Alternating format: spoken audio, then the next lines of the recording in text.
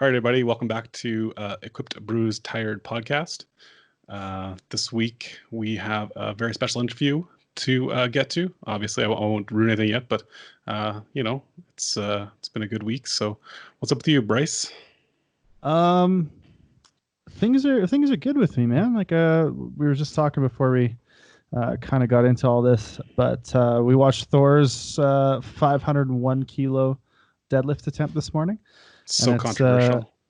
yeah. I mean, I don't know. Like I I thought they did a good understand. job, though. Like, I mean, they Yeah. literally weighed every single plate on camera to validate stuff. I- to do it as legitimately as they could in the Mhm. environment they were in. I don't think they could have done it a different way.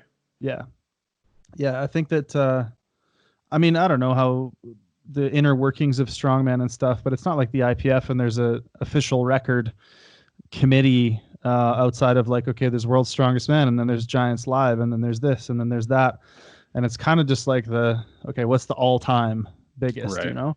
Yeah. and I mean, I don't know, like you said, they did pretty much everything they could to try to make it as official as possible, although I see Eddie's side of things too. Like, really, you're gonna pull this world record in your gym, For like sure. on the same platform and bar that you train with every single day? But I don't know. Yeah, And it I was definitely a it see. was a nice deadlift too. Oh Or yeah, like like, did it you see it? was it was it was IPF clean almost, like Almost. maybe Yeah. one little bit of a hitch. Yeah. Yeah. Yeah. It might have been a 2-to-1 lift in most competitions, really. So Yeah. that's pretty damn clean for a strongman. Oh, absolutely. I mean, I think if he would have wanted to, he probably could have thrown another like 10 kilos on there and really jammed the knees under it and shook around and kind of like, Yeah, yeah, mess with it for a few seconds and probably could have locked out a bit more. But I also was kind of surprised and was like, yeah, respect, dude. When he was like, no, I pulled my 501. There might be more there, but I'm super happy and we're going to call it a day. yeah, for sure. I I was mean, like, that's there was smart. definitely some clatter about he could do a fourth and even a fifth attempt if he wanted. Sure. Yeah, I mean, Um, I don't know again, what strong really. man. Yeah, I don't know.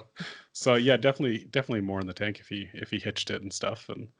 But Yeah, yeah, he was the came for 501, and that's what he did. So yeah. I and think, clean enough that there's no argument about it being a good lift or not. oh, absolutely. Yeah. You stood there with it for a second. And I thought it was funny. So they asked Magnus for Magnuson, who was the head judge, what sort of the rules of the strongman deadlift are. And basically, after a little bit of like humming and hawing, he was kind of like, well, he can't drop it. Like, all right, so there's one rule: he can't drop it. Other than that, pretty much anything goes. But Yeah, because I think Eddie Hall actually got called on dropping a big pull once oh, at really? Giants Okay. Live. Yeah, you Yeah, might be right. yeah, I can't remember. I watched the documentary years ago, maybe not years ago, but maybe like a year ago, and I can't remember what the weight was. I don't think it was 500, but he definitely pulled something huge at Giants Live and dropped it, and then got called on it. And was like pretty heartbroken about it.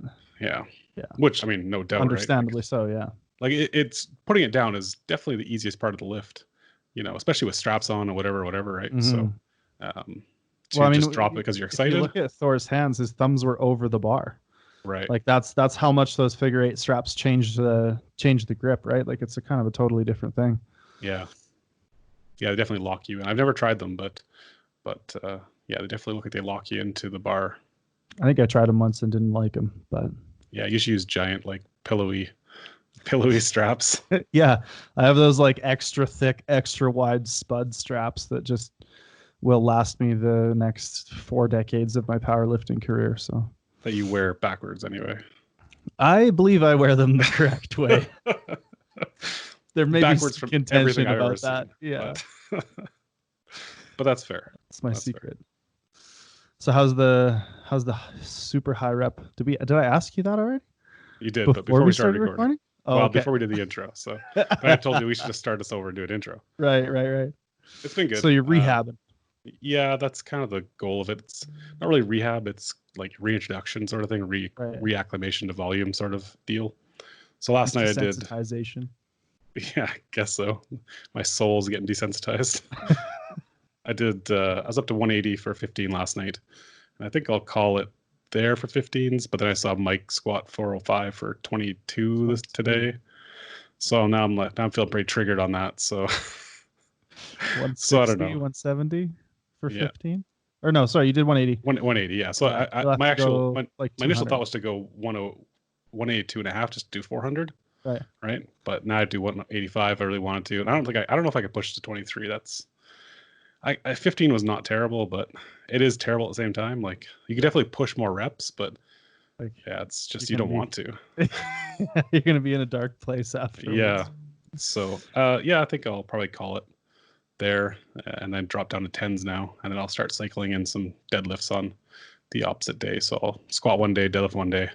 I don't like doing high rep conventional though. I've had a history with SI joint issues, and high rep conventional tends to aggravate it more. So I think I'll probably do like 10 by 3 with like a timer or something, like a 1 minute timer maybe, just trying to get the volume, but not the high rep positional loss that I tend to get. I can't get in good position for conventional, so I'd rather not try and push it into sets of 10.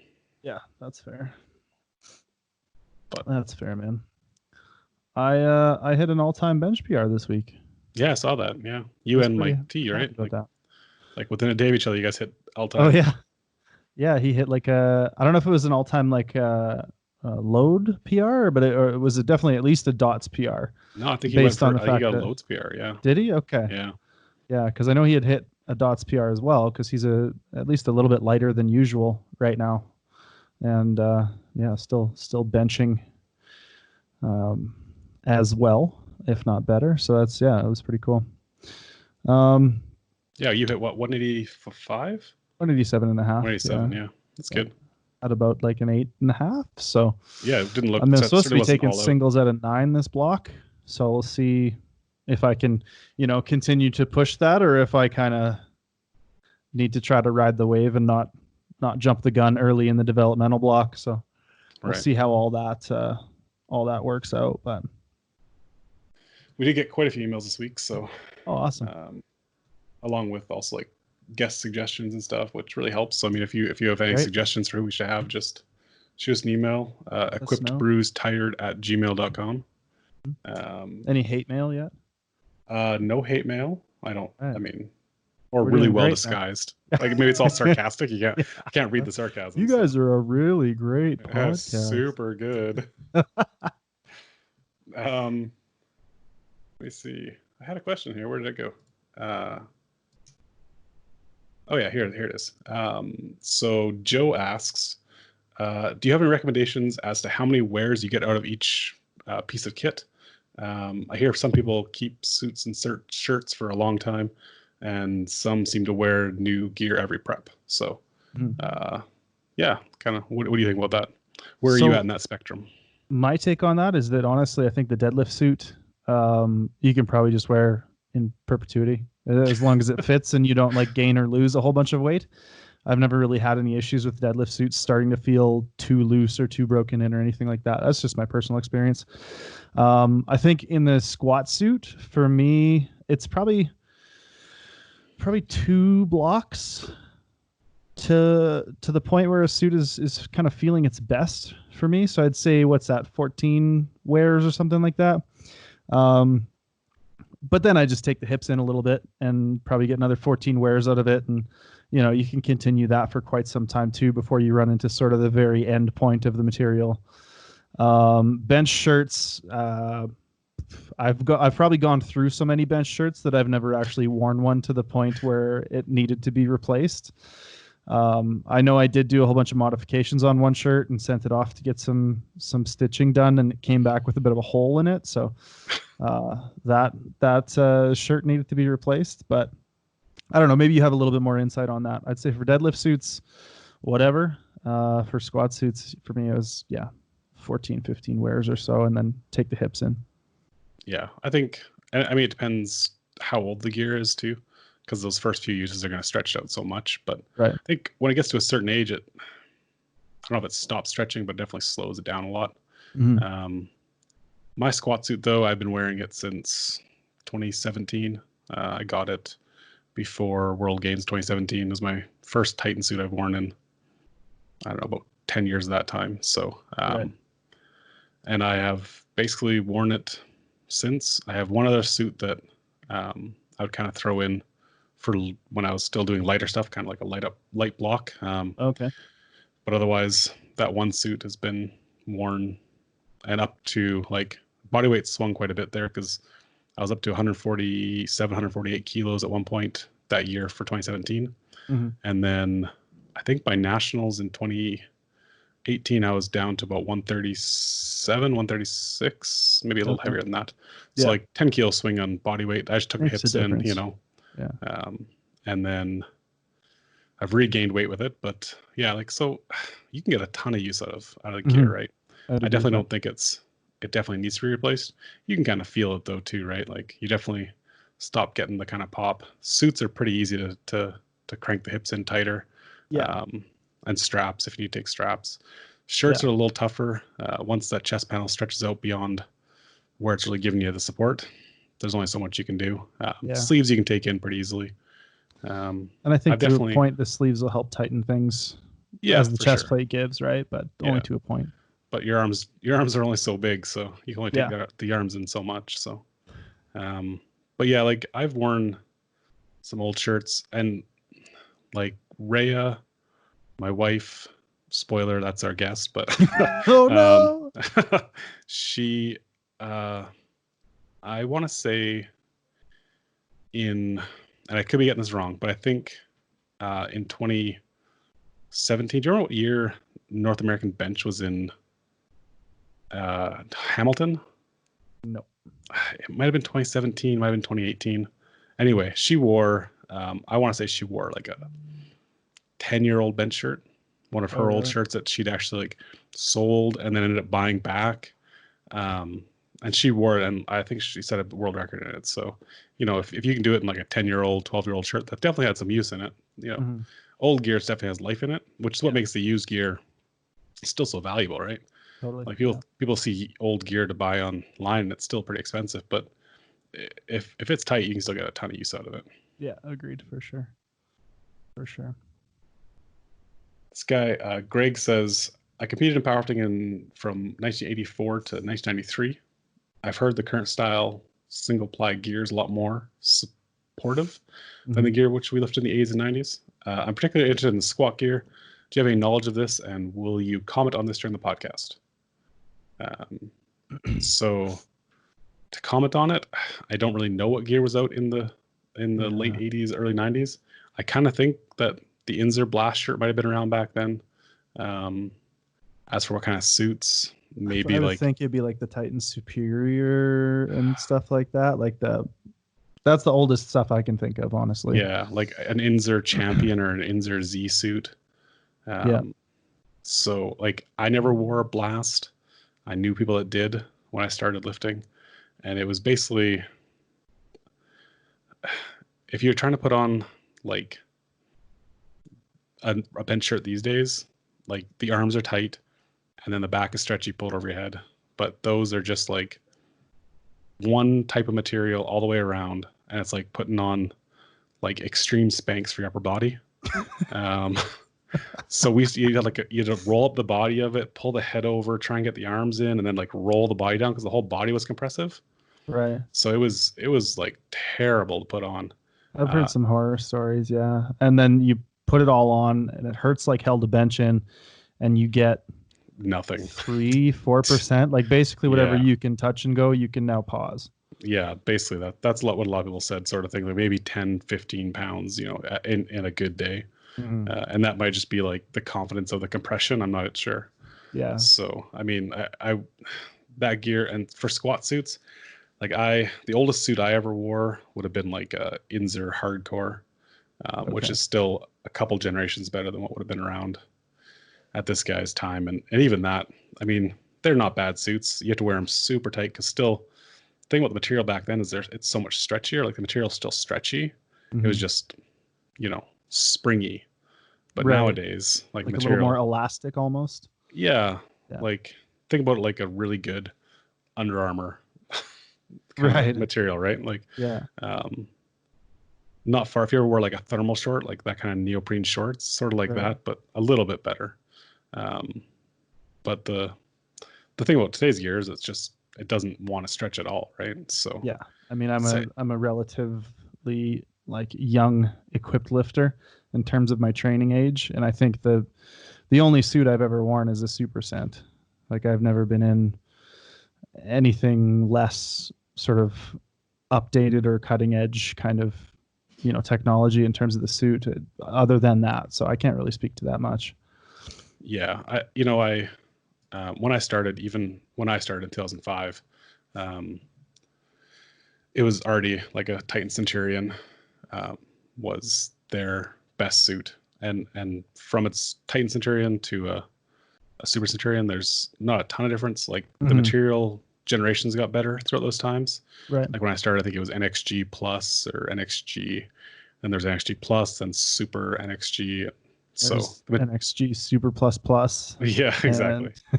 So, but the same basic suit, the same cut. Like if you saw an old suit, it looks exactly the same. Yeah. So that's what I started lifting in, and yeah, it was a good suit back then. It's still a good suit now. I wore the Inzer stuff for a lot of years. We still sell the Inzer stuff, and I think the Inzer TRX I think is still pretty darn close to equivalent to a Super Centurion. I just haven't got one into one because it's last cycle I was going to get into one, but I went to put it on the first day of training and it was way too tight. So I bailed out of it and put a looser Centurion on. So, and then once I find a suit, I kind of stick in it because I don't know, it's just the way I am. But so today is I think a really fantastic interview with honestly one of, if not the best powerlifter in Canadian history, as far as I'm concerned. You can come at me if you have a differing opinion. She's been competing since 2003 internationally, over 30 times, 5 world records in 2 weight classes right now. This list of accolades and things that she's accomplished is kind of astounding. So I'll jump around through it a little bit, but she's won sub junior worlds, junior worlds, open worlds equipped, 33 national championships across bench only powerlifting, again, both equipped and classic, over 600 wilks 7 times, highest wilks around 650 and 490, classic, 650 equipped. Sorry. And she's competed in in the last 3 World Games, which is a 12-year span of lifting. We got into some pretty good stories and some pretty good detail about some of the World Games experiences. And I think that'll be a recurring thing throughout the podcast. We'll be lucky enough to talk with people who have experienced sort of that pinnacle of powerlifting. For me, Rhaea was somebody who inspired me to take that insane, double entry in nationals and compete both raw and equipped in the same championships. I will probably never do that again. I'm not sure I would be able to survive it. But honestly, Rhaea seems to do it pretty casually some years. So with all that being said, we'll dive into our chat with Rhaea, and we really hope that you all enjoy it. Again, if you have any questions or anything, go ahead and hit us up and enjoy the podcast. All right, Rhaea, thanks for joining us. For those who don't know, Rhaea is my wife. I assume everyone does know that, but I'll start off by saying that just to get this out of the way. So there's potentially some inside jokes in some of this conversation. We'll try not to leave it too opaque, but we'll do our best. So Rhaea, you started lifting at 14. And I believe that's correct. I don't think it was 13. But who or what got you interested in the sport? I was 14 when I started lifting. I had been interested in the sport for probably 6 months or so before I actually started training for it. My brother, Ryan, not to be confused with my husband, Ryan, brother Ryan had been always competing. To be confused, though. So yeah, everybody gets them confused. It's awkward. Anyway, brother had been competing in the sport for about a year. I had helped set up like 1,000 curtains at a meet for Jeff Butt the summer before. My grade 8 grad gift, I wanted a weight set and bench.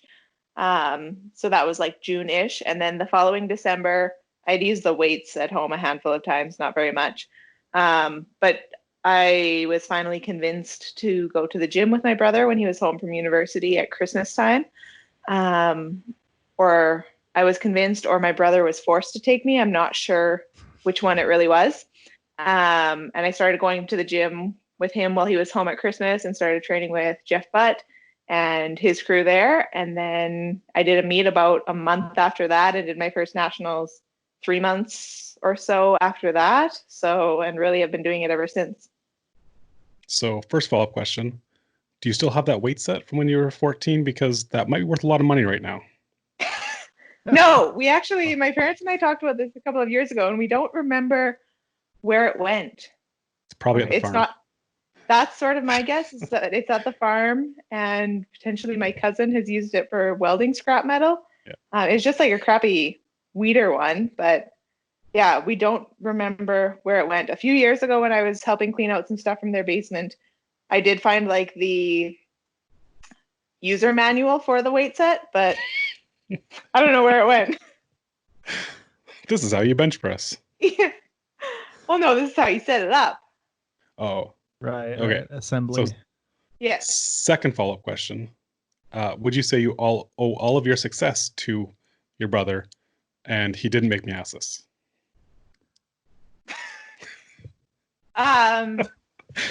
Your question was, do I owe all of my success to my brother? Right. Yes. Yeah. I owe a lot of my success to my brother for allowing me to come to the gym with him, taking me to the gym with him. But I think if I were to like pin it on somebody, I think I owe more of it to my dad, because so my brother Ryan had been home for Christmas and he was going to university in Regina, and he had taken me to the gym with him a handful of times. And then the first day back, I had gone to school, and then I was supposed to go to the gym after school and like meet up with Jeff and the crew. And that was my first time sort of alone with them. And I called my dad crying, being like, I don't want to go. Like, I just can't do this. And he was basically like, you need to go. You have to go. You'll be fine. So I did. And yeah, so I'd say I almost give it more to my dad than my brother. Ouch. So before the second follow-up question there, I have a little interjection. I was wondering, did you notice right off the hop that you were like, oh shoot, like I get this, and it made sense right away? Or were you just like, not at all, newborn baby deer kind of like really struggling? My first time squatting with a bar, I actually like fell over onto my butt with the bar on my back. Okay. That's probably good to know, and very relieving for maybe some of our listeners. Yeah. Okay. So I put up like an Instagram question box on Instagram, and I guess this question's half serious. Are there any lifters that you did or do really look up to in the sport that aren't named Ryan?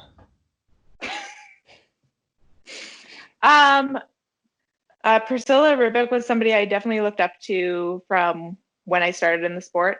She had started in the sport a couple of years before I did, or at least coming onto the international scene as far as I was aware. And we were close to the same weight class, and she was doing phenomenal things on the international stage. So she was definitely somebody I watched a lot of her lifting and sort of really looked up to her. Okay, cool. Any others, or was that kind of mostly it when you first got started? And is there anybody now that you see in that same kind of light, or what do you think? When I first started, there wasn't a lot of females in the sport in Canada. Mm-hmm. The ones that were at the highest level that I remember were like Kim Dennis, Jackie Sandu, and Pat Ling. I remember my first nationals sitting there for weigh-ins with my dad, and was like this timid little 14-year-old. And just like looking at them and being like, they're so strong. Like, I hope that I can be that strong one day. Mm-hmm. And I'm assuming by now you've surpassed those numbers. Yeah. Yeah. Was there a point where that kind of like dawned on you, or you realized that like all these people you looked up to, you're now kind of pulling out ahead of them? No, I wouldn't say a specific time. I know for a number of years, probably like 2005, 6-ish, I want to say, like benching 100 was a big deal, and like maybe one or two women had done it. Mm-hmm. And I think Kim had maybe done it. And I had attempted like 100, 101, 102, a number of times and always missed it around that time frame. So I remember that was sort of, I don't want to say a turning point, but that's a number that I remember from the first 3 years of competing, was trying to hit that and being very unsuccessful for a long period of time. Right. But so bench was something that kind of like pulled out ahead of the other lifts for you early on, would you say? Or like kind of became the thing that you were known for? Because I think you've broken a lot of bench records as well as others, but like bench is kind of your jam. Bench has always been probably my stronger lift. Like as a junior lifter, I set the junior world bench record. Never, I don't think, was even close to ever the squat or the total. Definitely not the deadlift, because we all know where that sits. All right, cool. So in 2008, you did your first Open Worlds. Is that right? That is correct. Yeah. And came in second as a junior at that meet. Yeah. Did you think at the time that it would take you 12 more years to climb that last rung of the podium? No. I was a cocky little junior, and no, that's not true. Yeah, no, I didn't think it would take that long. Like, it's always been a goal to win Open Worlds, right? And 2008, I was, a second year junior at that point in time, I think. Okay. There were some weird circumstances to that Worlds, in that Russia wasn't there. The Ukraine lifter in my class, who should have been ahead of me, bombed. So sort of falling into second, and I think I was only like 12 and a half kilos or something from gold that year.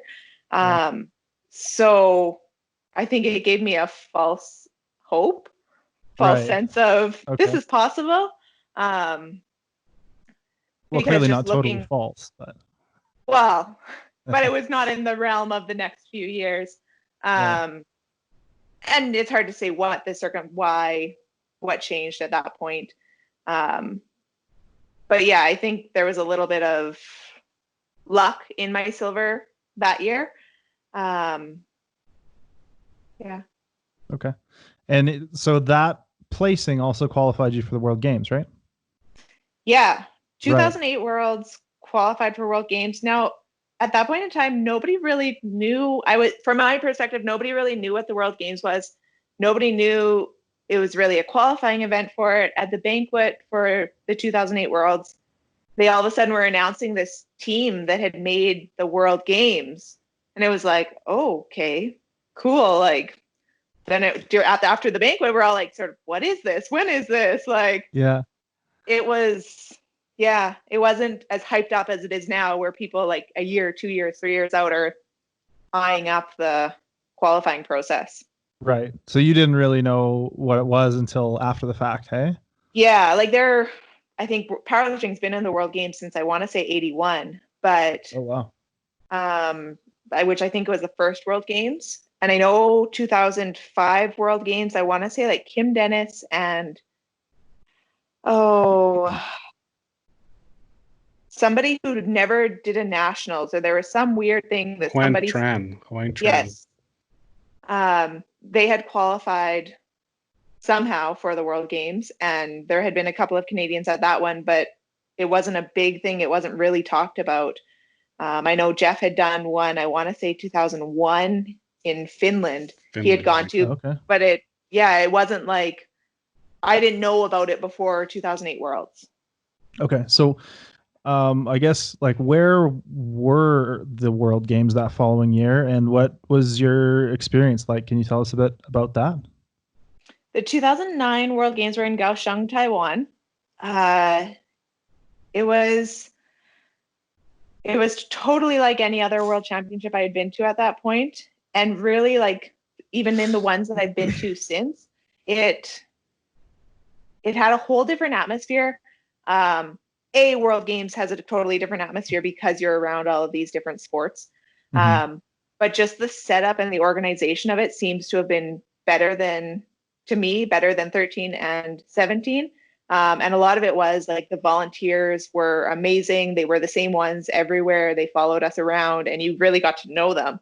Like, we went out to the night market with a couple of the volunteers that year. The other highlight from that event was that we got to walk into the closing ceremonies. So we didn't really know what we were going to. It was like, okay, go to the closing ceremonies. So we got picked up from our hotel on a bus. The bus took us to wherever the closing ceremonies was. And we were late for some reason from our hotel. So we were supposed to be walking in with countries, but I want to say we were around like you or no. We got there and we were supposed to be walking in with our countries, but C is very far at the front. So we're running, trying to catch up to Canada. And then all of a sudden you're getting closer to the stadium and it's like, what's that noise? And then as like you get closer, you're like, that's the crowd. So we're just walking in. So it was me, Ryan, and Jeff that were there. Tom Keane had also been on the team. Yeah, sorry. Tom Keane had also been on the team, but he had gone home earlier. So the three of us, I think, because we had run to try and get there, had got split up. Ryan had maybe got left behind. I ran as long as I could. So I think Jeff and I were together walking in, and it was just like you walk in and you're in this stadium and there's 30,000 people screaming and cheering, and it was unlike anything else I've ever experienced. That's so cool. And then we were just like down on the field floor for it, and it's like the Olympics, right? And then afterwards going home, like we were giving high fives to this crowd as we're like streaming out. Like it was crazy. It's not what you would normally have at a Worlds, right? Right. So yeah, that was definitely a highlight, and it's still on a highlight reel of my lifting career. Absolutely. And it's nothing really to do with the lifting either. Right, which is, I mean, is going to take me into my next question, which is how did you perform that year? How was your lift? How did your Ryan's laughing already. Is this something we don't talk about or what? No. So for that event, I had a really hard weight cut. This is when the weight classes were 75, 24 hours out. The morning before I want to say like 80 kilos. Like 6 weeks out, I was probably around 84 from just memory. So it was a hard weight cut. Looking back on it, there's so many things I could have done better nutritionally, blah, blah, blah, but circumstantial. So I woke up that morning that I was supposed to compete, and I want to say I was like 77 or 78. So I go down to Ryan and Jeff's room and I knock on the door and I'm like, I don't know what to do. I don't think I'm going to make weight. And this was, you had to make weight in your weight class. At that point in time at Worlds, you didn't have to make weight. You could miss weight and lift up. I want to say that changed in like 2011. Ryan, do you remember? Maybe? 2010. So this was one of those like weird events at that time where you had to absolutely make weight. And so, yeah, I knocked on their door and I'm like, I don't know what to do. So it was Taiwan. It was hot out. So Brian woke up and he came with me. Jeff, I don't think woke up and just kept sleeping. Jeff slept basically that entire trip. The jet lag had him down and out. But yeah, we basically went and walked around for a little bit and I'm like, I'm not sweating. Like, I don't know what to do. So then we went to a hotel, and a different hotel because our hotel didn't have bathtubs. And we got a room with a hot tub or with a bathtub. I sat in the bath for a few hours and I didn't have a scale because I wasn't that organized to actually travel with a scale. So it was like, okay, well, we have to go to weigh-in now. So I guess we'll see what happens. So I weighed in at 74.5. So obviously that weight cut impacted how I lifted a little bit. I had probably one of the hardest squats in my life that meet. It was very slow, very much a grinder. I set a bench junior world record. I think I benched like 155, somewhere in there. Wow. Okay. Deadlift, I don't think I deadlifted super well. I want to say I might have only made one.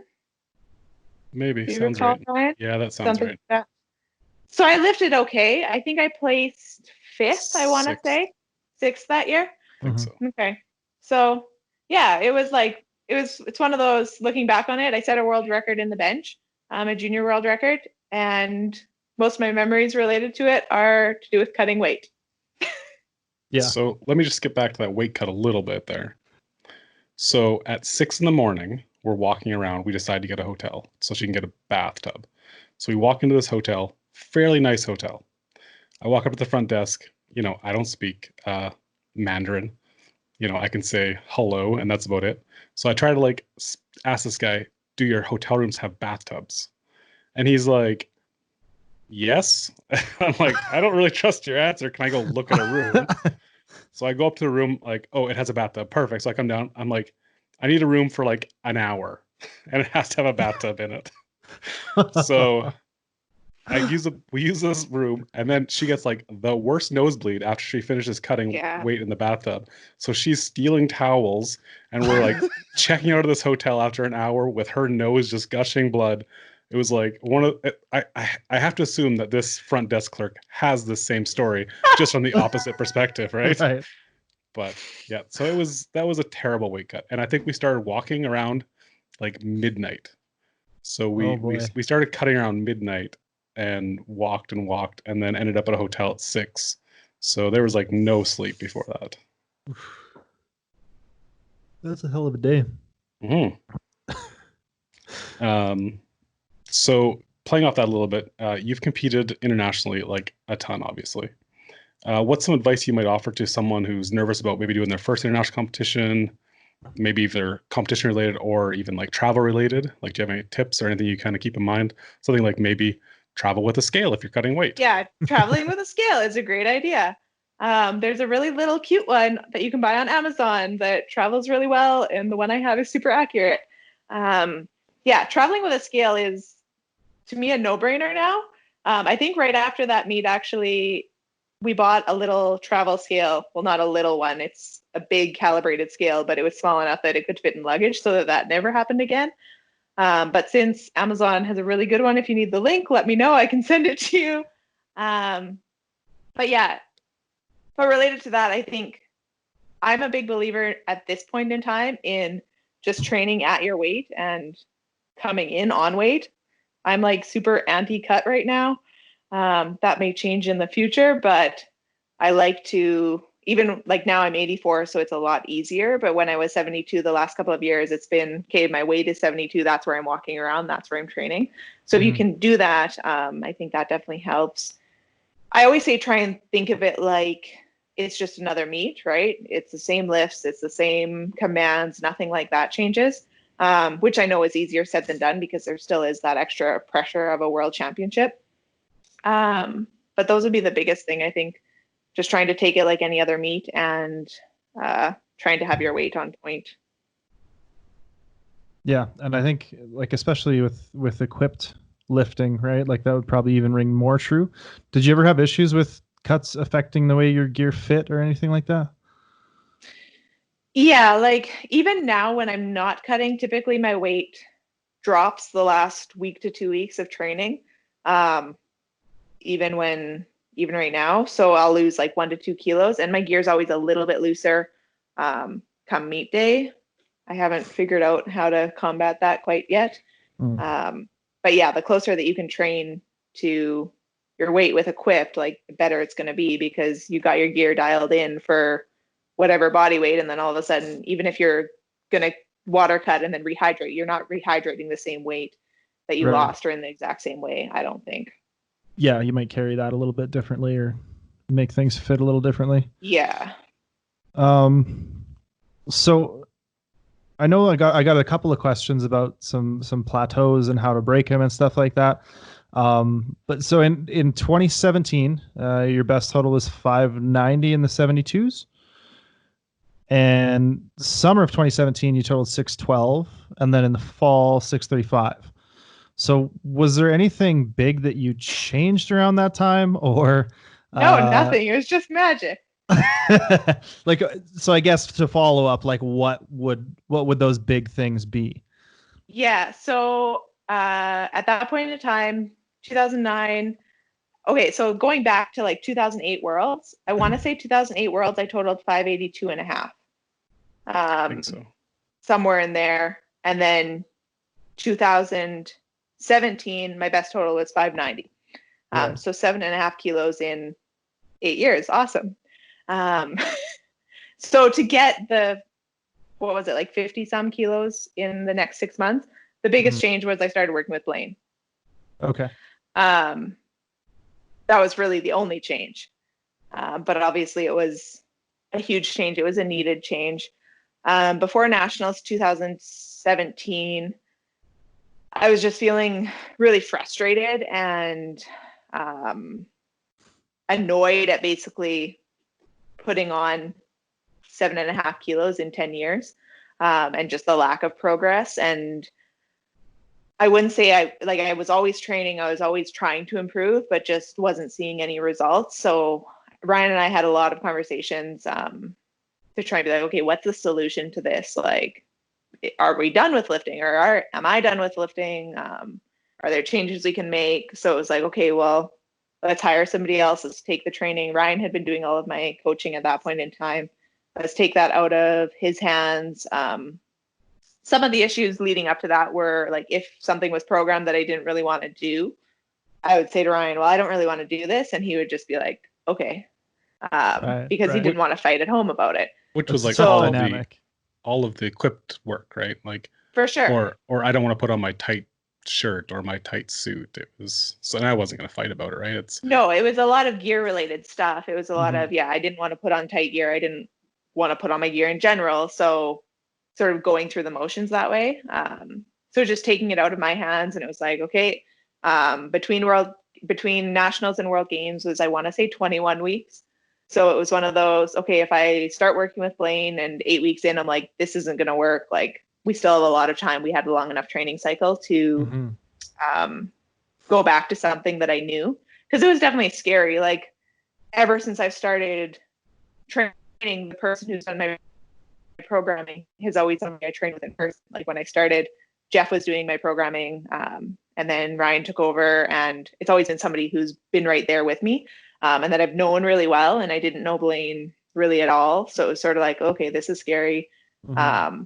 I just know what he's sort of posted online and that sort of thing. He's obviously a really good equipped lifter. So when we were trying to decide who would I work with, like, there was only a select handful of people that we even considered, and I think it was a good move. Yeah. So like, I think that's a bit of a tough dynamic. I know I coach my wife too, and it's hard to like wear the right hat at the right time, I think, sometimes, and to not like treat it differently than you would treat other coaching relationships. Maybe, I don't know. Maybe you guys can speak to that a little bit, or relate a little bit of that experience and what you learned from that in terms of maybe your coaching, Ryan. I don't know. Yeah, I think it is tough because, with someone I'm coaching remotely or whatever, or someone I'm coaching at the gym that's not my wife, it's easier for me to be like, just do what you're supposed to do. Like, suck it up. Your program says to put your suit on or your shirt on or whatever. And I know you don't want to do it, but just do it because that's what you're supposed to do. And so it came down to, if she didn't want to do it, and I wasn't going to fight about it. It wasn't worth, getting into a fight at the gym that carries over at home, blah, blah, blah, right? Right. So it's a really tough dynamic, and I think it can work for some people, but, when you're trying to push to certain levels, it's hard, right? So yeah, totally. And you worked with Blaine too for a little while, hey Ryan? I did. I worked with Blaine for like one training cycle. So I let Rhaea test drive Blaine to see, if he was any good. Right. And then in late 2017, working into Nationals 2018, I worked with him for, I think, a 12 or 16 week cycle. I knew, to have a really long story short, I had elbow surgery planned for after that Nationals, and I knew that there was a chance that surgery may not go well, and I might not be having a powerlifting career after that. So I figured, hey, like, let's see if Blaine can kind of push my total to a new level so I can do something good before I may not lift again, right? So, in the end, I bombed, but, But then you benched 325. That's right. We drove down to the slaughterhouse and benched 325 with Blaine, so it worked out, sort of. Would you say that was probably one of the biggest changes to your programming moving over to working with Blaine? Was more exposure, more time spent in your equipment and him forcing you to do all the stuff you didn't want to do? Yeah, definitely. Like, I didn't make excuses about, okay, I'm not going to put the gear on today. But definitely in it way more. Like, especially then, I think I was, for the most part, in the shirt twice a week. Like from 20 weeks out or so, I was in my gear every week for deadlifts, every week for squats. So just way more exposure to it and trying to fine tune things that way. More so than just get strong raw and then throw it on for a couple of sessions before a meet, which is more or less what we had gotten into at that point in time before I started working with Blaine. That's what you got into. That's right. My programming had me before. I was usually in gear 3 weeks out of 4 in my programming. Right. So, and she was doing the same programming I was for a comparator. Right. But she was probably in the gear 1 week out of 4. Ah, okay. I did get another question about specifically that bench shirt frequency, Rhea. There was somebody who asked if you're in your shirt all year round, like every week, or, what, I guess, portion of your year are you spending just doing raw stuff, or do you take much of a hiatus from the shirt specifically? Like, it all goes back to goals, I think. Right now, the only goals I have are really equipped. Mm-hmm. In 2018, I did Classic Worlds. So that training cycle from Nationals to Classic Worlds, I don't think I was in my shirt at all. I think I had knee wraps on a handful of times. Mm-hmm. Right? You're looking like I was in the shirt then. I don't think I was. Yeah. I would have to look back. The program's somewhere back there on that shelf. It's one of those ones, I think. But anyway, like right now, I'm more or less in the shirt year round. Like the last 4 weeks since Nationals, I haven't been in it. This next cycle, I'm going to start getting back into it once a week and just sort of see how that goes with just Ryan being around. We're totally spoiled as lifters in that we have an awesome training crew that we train with, and 99% of days have more than enough spotters. Right. So with what's going on right now, it's a little bit scary to have to do it with just Ryan, even though like Ryan's capable of helping me and doing everything he needs. We have all the safeties that we would need, but it's just sort of that mental aspect of getting over not having people on the sides should something go awry. Yeah. But totally. So in general, if my goals are equipped, I'm in the shirt nearly year round. Okay, cool. I think that she kind of answered. So the question is, like, what's one of your favorite memories from all your international events? Yeah. And I kind of feel like you kind of cover that with the World Games with that the Taiwan. Yeah. Taiwan's definitely a highlight just because we were like celebrities there. And how many t-shirts did you sign? A lot. Yeah. That's awesome. We were signing t-shirts. Weird. And I have a t-shirt that's signed by Tom Keane. So they were just like passing these t-shirts around, and then all of a sudden they were done because lifting was back on again. And there was one on the floor. So I'm just like slowly grab it, put it into my bag. And yeah, it only has Tom Keane's signature on it. So every time I wear it, it's just a nice memory of Tom Keane.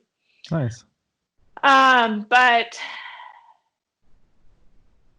yeah, there's so many like, I don't know, it's hard to label one as like the very best. Like definitely that first World Games is up there.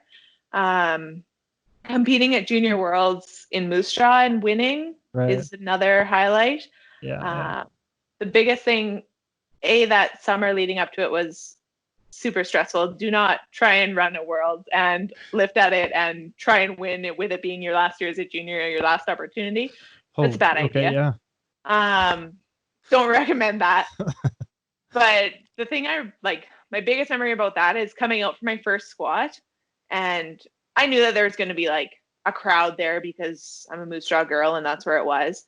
But coming out for my first squat, like they had announced bars loaded and it was just this huge roar is what I remember. I don't remember actually ever looking out into the audience to see how many people were there.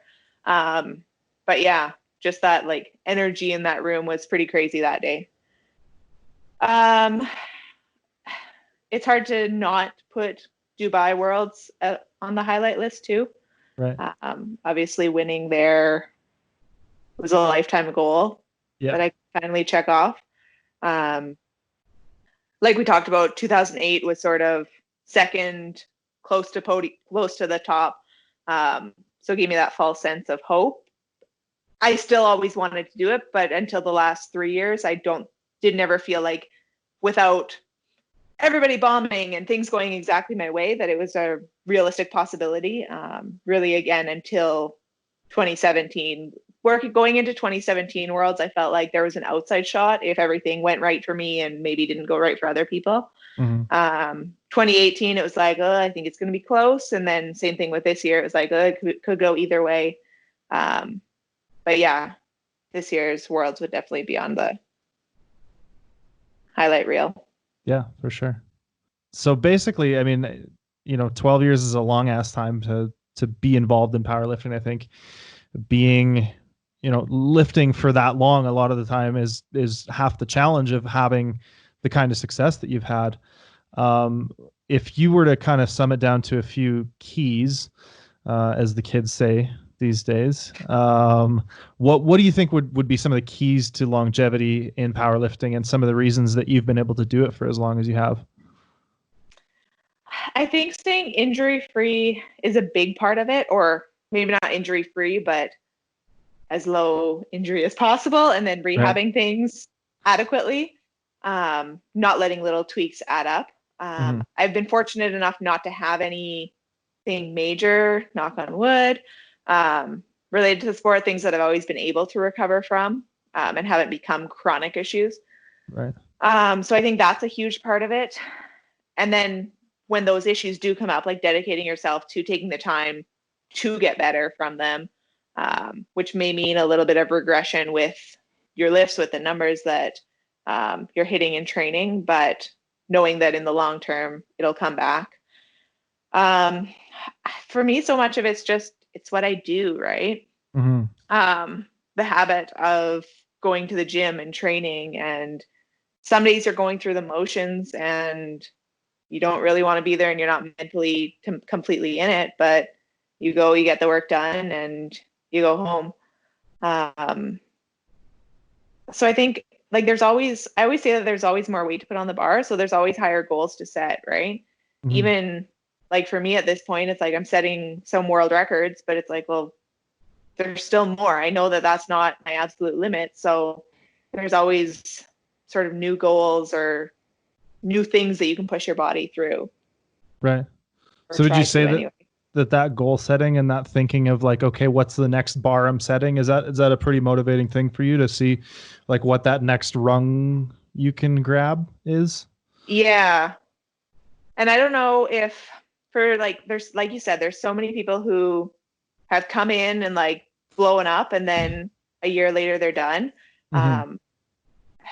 For me, part of it probably is that we've basically structured our life around lifting and training, right? Like my husband competes. We run businesses related to the sport. I'm a massage therapist, which is related to the human body. So everything that we do sort of dabbles in. So it's pretty interwoven into our lives. So I don't know what our lives without powerlifting would look like, because that would take apart nearly everything of our lives, and like even our families, right? Ryan's sister competes, my brother and sister compete. So I think it's just, for us, it's like, it's hard for me to ever envision our lives where powerlifting's not a huge component of it. Right. No, that's awesome. I think, and I think from that, I like, as somebody who's maybe coming into the sport, one of the things would be like, if you want to be successful, you just have to do it for a long time, and whatever that might mean. Like, for you guys, it's been essentially structuring your lives around it. And I think in some way, a lot of, or most even successful lifters do that to an extent, right? And end up getting a job that will allow them to travel to compete and allow them to eat when they need to, and to do things like that, right? So it's interesting. We talked a little bit about plateaus and stuff, and I think that we kind of wrapped up on that. So maybe I'll toss it over to Ryan here for the next one. So after winning Open Worlds last year, you were named World Games Athlete of the Month, and then were involved into the Athlete of the Year competition right away after that. How did it feel to be nominated for the Athlete of the Month? And then were you impressed or disappointed in how you did with the Athlete of the Year competition? Being nominated for Athlete of the Month was something that I never thought would happen. It was funny that at Iron Sisters last summer, Jen Thompson and I had been talking about it, and she was nominated last year and was telling me about like all of the work that she had to put into the Athlete of the Year nomination. And she's like, oh, like if you ever get nominated, just know how much work it is. But she's like, it's a huge honor to be recognized at that level. Like the World Games is the top of the top level for us right now. So it's a huge honor, which is how I felt when I got nominated. But then in the back of my mind, it was like, oh man, that conversation with Jen had made me be like, I don't really want to get nominated for this because it is a lot of work. And it's a lot of work for the Athlete of the Year part, because the IPF wants you to be promoting it and wants you to be getting a lot of people voting. And it was one of those, like, I was posting as much as I could and messaging people, asking them to post, but I'm like, it felt like it was a big popularity contest that I had no control over, right? Whereas when you go, which is so different from what we do in the sport, where it's like, I train, I have complete control over my training, my nutrition, what I'm doing recovery wise, I can control that. But this competition, I have absolutely no control over. It was fun. It was great to get the recognition. I was happy with getting third. Do I want more? I always want more, right? Jen had finished second the year prior. So it was like, okay, can we do that? Or can we do better? Still placing top 3 is pretty cool, and pretty huge for our sport. I think it shows sort of where we're at on the international level.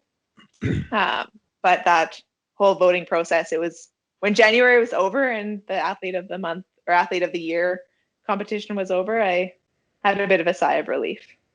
Yeah, I bet. There was one other question here, and I don't know if this is some kind of inside joke between he and you or you guys. But I don't know anything about it. Scan Walgermo just wanted to know if you like turtles. You look just as perplexed as I was by that. I thought maybe there was something behind that, but I don't think there's more behind that as far as I know. Do I like turtles? I don't have anything against turtles. All right. Little salmonella machines. Wash your hands. All right. We'll move on from that. So you too, Brian and yourself run a very successful company that deals in powerlifting equipment, promotes and puts together meets and all kinds of stuff like that. So what's the kind of story behind how Inner Strength came to be? Maybe where did you get the name, if it's not maybe apparent? Just maybe tell us a little bit about that. So Inner Strength originally started in 2010. And it basically came about because I was sick of going to Worlds and not having CPU clothing, only having our tracksuits. Before that, the odd person had sort of just printed up some Canada powerlifting t-shirts and would have them at nationals that you could buy, but nothing was really official. So it all started out with me approaching the CPU being like, hey, can I make clothing with a CPU logo on it and sell it? And they were like, okay, sure. So at that point in time, my dad ran businesses when I was growing up. So that was just a part of it. And Dad was like, you should make a business because maybe this could become something someday. Maybe you could sell more. Who knows, right? So let's do this properly. You make a business, go through those paths. So initially, all we were selling was CPU clothing. The name itself came up, I want to say my mom came up with it. We had a little round table. I remember being at a kitchen table at my parents' house with my mom and dad and my husband, Ryan, and I guess just boyfriend at the time. And yeah, I want to say my mom, we were like playing around with different word combinations, right? Like, and we wanted to leave it that. I think I froze again. Did I freeze? No, No, a not little bit. fully. Okay. A little choppy, but you're good. Little choppy? Okay. We wanted to leave it open-ended enough that it wasn't like we're selling apparel. So that was where the products came from, and that we're like, products is a word that we can sell anything, or maybe I could do some personal training under it, or just sort of leaving the doors open that way. Mhm. Yeah, but I think the name itself, I want to say it was my mom who came up with it. And Ryan, you nodded your head at that, so that memory must be correct. That's I remember doing. I remember driving. I think we were driving to Regina, maybe. Yeah, and I remember, and I mean, maybe that wasn't where the name came from, but I remember someone saying like, your dad maybe saying like, well, maybe you put your logo on clothing and people buy that, and being like, no one's gonna buy clothing with our logo on it. Like they just want to buy CPU clothing. Like I distinctly remember that conversation happening and being like, that's not gonna be a thing. Like we're not Lululemon. But now look at Ryan's hat Now my hat. and Rhea's shirt. Yeah. It's almost That's like this true. is planned. That's cool. I think it, like most business ideas that end up kind of taking off, it sounds like it was born out of like a necessity. Like I can't get this, so I want to create a place where other people can get this because that's annoying. Yeah. And Which is totally what it was, right? Like you go to a Worlds and you're sitting in the audience and you see these people with like, I specifically remember Sweden. Sweden always had like t-shirts with Sweden powerlifting on the back. And I was always like, why don't we have ones that say Canada powerlifting on the back? I remember, so that was one of the first designs that we did, was like just the old CPU logo on the front and then Canada powerlifting across the back. I remember going to 2008 Worlds and going to a local screen printing place and having them just put a maple leaf on the chest of a t-shirt. And I had like 2 different colors made, one for squat and one for deadlift. I think I made one for you that was black and white, I think. Because that's what you could do, right? So yeah, I just got a local screen printer to print a maple leaf on a t-shirt for me. Yeah, it was either that or you were wearing an Inzer t-shirt. Like there wasn't all these brands related to the sport. Right. There was Titan, Inzer, and Metal. Like that was more or less it. Yeah, and so Inner Strength like quickly became, or I don't know how quickly, but it eventually at least became a lot more than just CPU t-shirts and your logos on stuff. I don't know if you remember this, Rhea, or not, but very specifically, I bought my very first belt from Inner Strength. I bought an Inzer lever belt, and this was when lever belts were relatively new.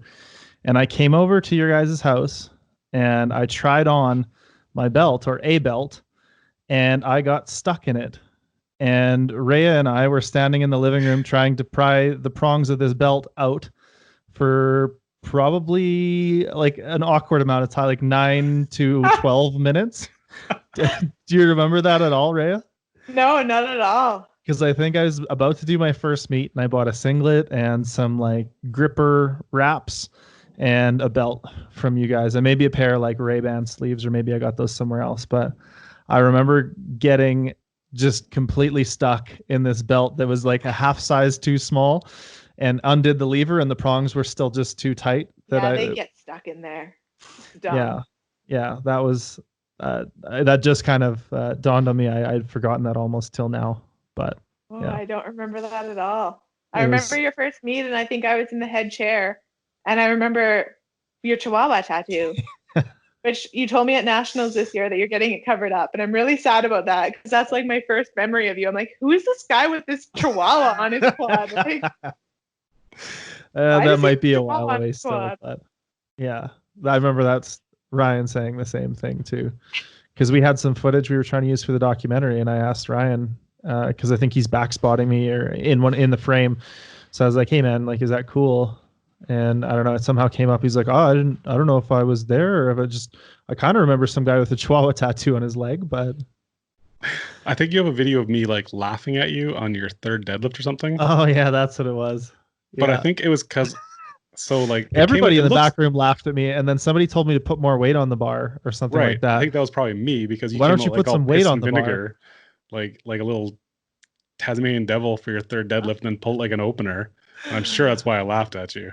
And I didn't understand at the time whether that was like a compliment or whether you guys were telling me that I sucked. But you were like, why don't you put some weight on the bar next time? And I was like, oh, sorry. Like, did I do something wrong? Like, I don't know. No, that's definitely a compliment. Yeah. That's funny though. That's one of those things that you don't think about until you step back. Like, is it a compliment or is it a negative comment, right? Like, put some weight on the bar. Like, yeah, interesting perspective. Am I a bad deadlifter, Ryan? I don't know. No, apparently not. So flipping that completely from all the positive experiences, what does it take for you to have a bad session, Rhea? And has that changed over time? Like, have you changed how you view or deal with those bad sessions, or have your like triggers changed?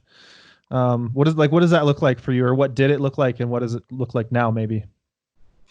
I was gonna say, I think Ryan and I might have differing opinions on this one. I feel like I've gotten better with what makes a bad session and what makes a good session. It used to be, I would say, like weights not moving like they should be, or missing an attempt in training would just set me off, and then it would linger the rest of that workout and go into our evening at home. I like to think that I've gotten better when that happens, that I'm better at just being like, okay, that happened. Now I'm moving on and focusing on the rest of my workout. There's still days that it's tough though, right? If things aren't going like they're supposed to, or something doesn't feel right, things feel off, and you can't push training like you want to. But it can definitely get frustrating. Yeah. And then I'd probably get a little bit more angry at Ryan than I should. But I think I'm getting better. I mean, I don't think you've thrown your mouth guard at me or anything, so. That's a common thing over there, hey? No, I don't think she's ever thrown mouth guard throwing. No, throwing mouth guards? She punches stuff. Yeah, it's just me. Yeah, I punched the bar a few times. Oh, really? I remember while benching, like I've had some. So yes, my bench is blowing up in the past 3 years, 2 years, whatever time frame you want to look at. But it's not been like perfect execution the whole time. There was a good stretch of time where like probably 1 in 6, 1 in 8 benches were good.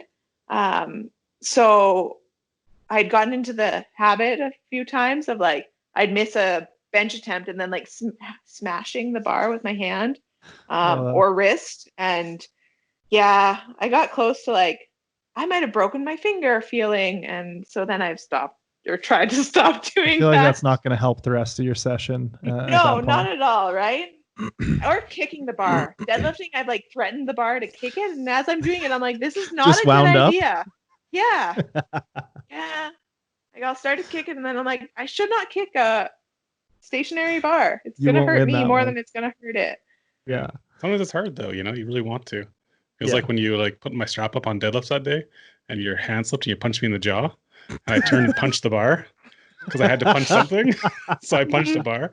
And in that case, that is the winning choice. The knuckle hurt a long time. Like I did something wrong. I did something bad to that. Ray, you kind of touched on something interesting there, that the consistency with your bench wasn't maybe always what it is now. Was there anything, like aside from getting a coach a little bit more time in the shirt or more frequently, was there anything else that changed or that you started to do? Like, did you approach the lift differently or things like that, or did you just kind of adjust your training? But I'd be interested to hear anything about how you kind of made that more consistent over time, or was it just a practice thing? I think a lot of it has been a practice thing and just a sheer number of reps and figuring out the shirt really. Mm-hmm. Most like when I'm thinking back to the training being inconsistent was when I had first started with Blaine, probably in that first year where he was trying to get me to change a lot about how I was benching. Okay. So when I first started working with Blaine, I moved back into a super katana. I had been in a Ragex for the while leading up to that. and just the changes that he was trying to get me to make weren't coming naturally. And probably like 1 in 6 benches was good. The world record at the time was like 178, I believe. And I remember there was a day in training where I couldn't touch anything, but I got like 178 and a half. I loaded it up to a 1 board ish, or I like brought it down to about a 1 board and pressed it up pretty smooth. So it was like, oh, maybe I have a shot at the world record. And then like would miss attempts, miss reps. A couple of months ago, just going back and watching some old training, it was like, man, how did I ever have any confidence going into World Games that I wasn't going to bomb and bench? And like, I don't remember that thought ever really crossing my mind leading into it. It was just like, oh, I'll go out there and make it. Like, I can make probably every 3rd attempt, so it'll work out. Definitely over the last year and a half, like my bench has gotten much more consistent in training. It's definitely had cycles where it's like all of a sudden it's like, okay, I feel like I've forgotten how to bench in the shirt. But overall, it's gotten a lot more consistent. And I think a lot of that is I'm trying to change less and less now. So we're tweaking less. So then my body just sort of knows what to do.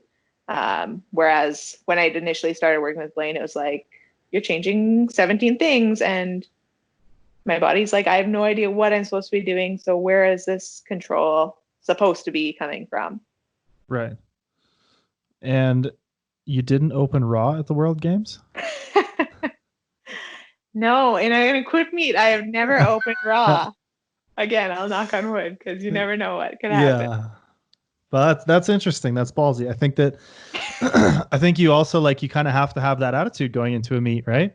You have to have this sort of like unflinching, unwavering confidence, like, yes, I'm absolutely going to do this because it's what I do and that's the only option.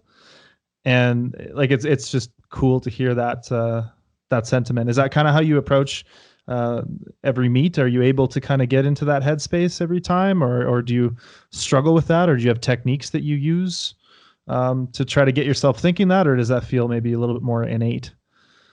Like most of the time, if things are going well, confidence will be high, but training will reflect that as well. Going back to before World Games in 17, that training cycle was not good as far as bench consistency. But I think it was just like, well, I know I can handle this. I know I can do the weight. I think I opened relatively conservatively on my bench based on how training had been going. I want to say I opened around like 165, which I think was maybe a personal best at the time for me. But I'd been handling a lot heavier weights in training. So it was like, okay, it's light enough that I know I can press it, or I should be able to press it if I can groove it right, which is a lot of equipped lifting, right? Like this shirt, the gear it's got to be dialed in right. And if it's not, well, things might not go exactly as they were supposed to. Right. So I guess to distill that question, how would you approach a meet to be able to get into that headspace if training didn't go well? I think you still have to be confident, right? Like as long as you're opening with numbers that should be there 99% of days or 100% of days, right? Just being confident in what you're doing. Like my opening attempts, more or less, typically it's weights that I've hit in training numerous times. So like at nationals, I opened with 215 on the bench, which just thinking about it numbers wise was like, holy crap, like this is kind of scary. But then it's like, when I go back and reflect on what I've actually done in training, it was a good training cycle leading into nationals for bench. And I knew I had done like over 215 dozens of times cleanly. So it was there. But I think, sorry, to your question about what do you do when it's not gone well? Well, I think just openers get adjusted, right?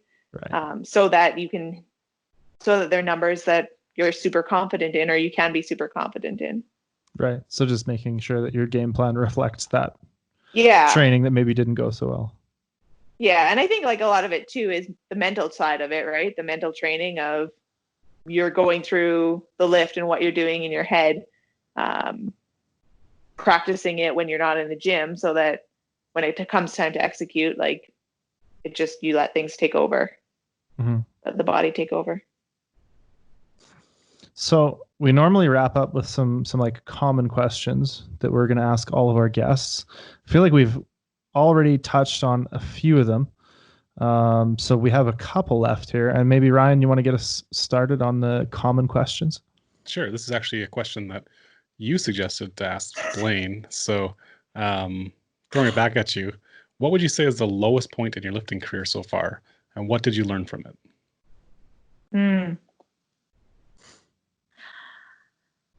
I would say the lowest point in my career was probably 2007 Worlds. For context, I won sub-junior Worlds in 2006. 2 months after that, I was in a car accident, broke my legs, broke some ribs. Did I say legs? Yeah. 2000. I didn't break both legs. Just broke a lot of stuff. So 2 months after 2 months after winning sub-junior Worlds, I was in a car accident, broke my leg, broke some ribs. So recovered from that. 2007 Worlds, it was sort of like, okay, I'm going to go. I know that my performance isn't going to be my best performance because I'm still recovering, but just sort of go to do it because you can.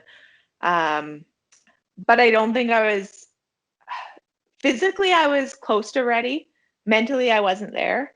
So it was a hard competition for me to deal with from the mental side. Just coming from winning sub-juniors to, I finished 4th there, I believe. And it wasn't the result that I wanted. It didn't have anything to do with the placing. It was, I didn't perform how I wanted to that day. But I think all of that came back to, I wasn't mentally ready to be competing on that stage again. I hadn't done the mental prep for it. So that would probably be the lowest time in my career. And like, I think you might be downplaying the accident a little bit. Like you broke your femur. You had a family friend who was one of the first responders who basically, oh no, it was your pastor that drove by that was like, oh, I don't think anyone survived that or something like that, right? Like it wasn't a minor accident. Like you slid off a highway and hit a tree, right? Yeah. So it wasn't an easy, like a couple weeks later I was back in lifting, right? No, it was a broken femur, 3 broken ribs, severe concussion. So yeah, it was a lot to come back from. Looking back on it, I probably didn't start the physio aspect of it soon enough either.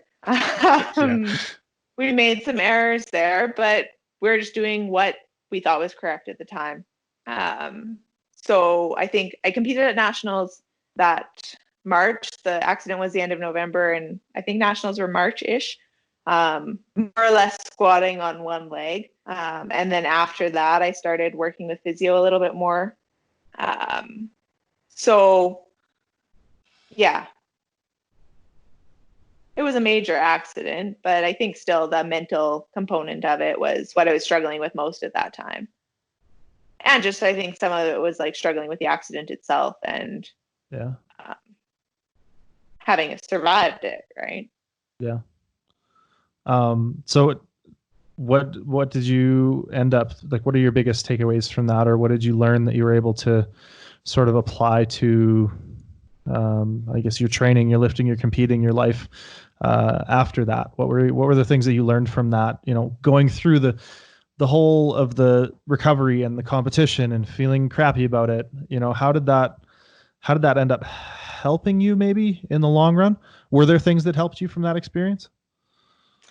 I think in the long run, like, my mental game got better because of it.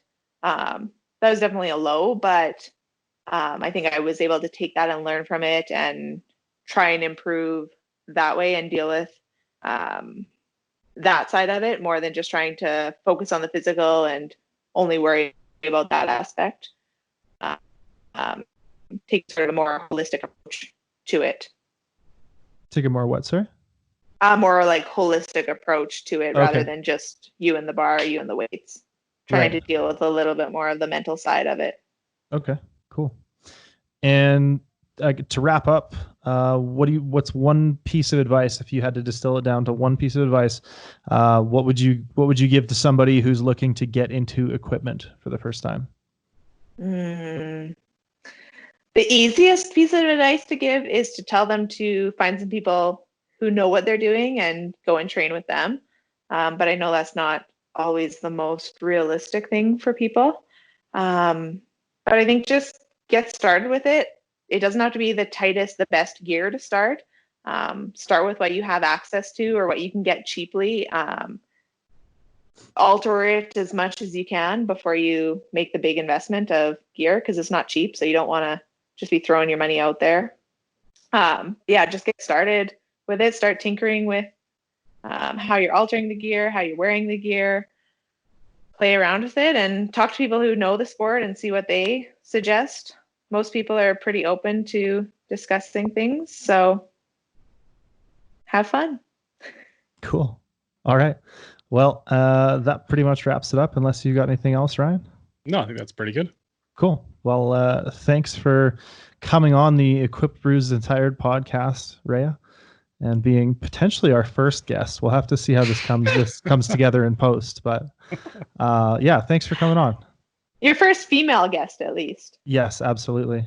And I guess a quick sec to give any plugs that you want. Where can people find you? And what are you working on right now? On Instagram, I'm Rhaea Stinn. Our business, innerstrengthproducts.ca. We sell all your SBD gear, basically anything you need for your first meet. And what am I working on right now? Basically just trying to stay really strong through this weird time we're in. Right. I think we're all kind of in that same boat. So yeah. All right. That'll wrap it up for today. So thanks for tuning in. All right. We want to thank you for listening to the Equipped, Bruised, and Tired podcast. We're going to be available on iTunes, Google Play, Stitcher, wherever fine podcasts are found. So make sure to leave your 5-star rating if you enjoyed the show, and a review as well, and or check out our video version of the show on our YouTube channel. If you have any questions for ourselves, guest suggestions, or questions for our guests, you can go ahead and contact us at equippedbruisedtired@gmail.com, and make sure to do your part to spread the word of the Equipped Renaissance. We'll see you next time.